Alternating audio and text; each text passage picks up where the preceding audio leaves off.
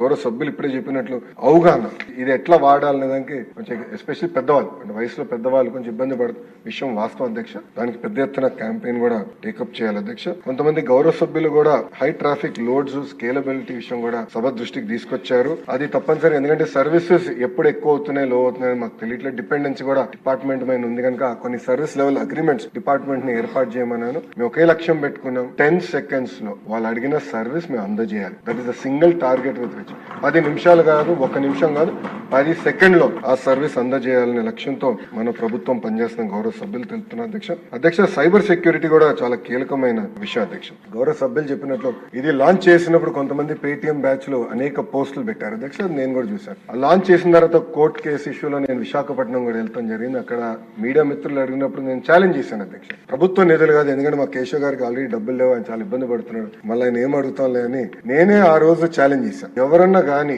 ఇది హ్యాక్ అయిందని నిరూపించగలిగితే, అంటే వాట్సాప్ పైన ప్లాట్ఫామ్ హ్యాక్ అయింది నిరూపించగలిగితే నేను స్వయంగా నా డబ్బులు 10 కోట్ల రూపాయలు ఇస్తానని ఛాలెంజ్ చేశాను అధ్యక్ష. అక్కడి నుంచి ఇప్పటికీ సౌండ్ రాలేదు. దాని తర్వాత నో సౌండ్. దీని గురించి మాడతాం మానేశారు. బహుశా వాళ్ళు కూడా సర్టిఫికేట్లు తీసుకున్నారు నేను అనుకుంటున్నాను అధ్యక్ష. అంటే మాజీ ముఖ్యమంత్రి గారు ఫోన్ లేదన్నారు, కేశవ్ గారు టెక్నాలజీ ఇస్తున్నారు, ఫోన్ కొనిచ్చి వాట్సాప్ ఇన్స్టాల్ చేసి పంపిస్తే ఆయన కూడా నేర్చుకుంటారు వాట్సాప్ గవర్నెన్స్ గురించి నేను బలంగా నమ్ముతున్నాను అధ్యక్ష.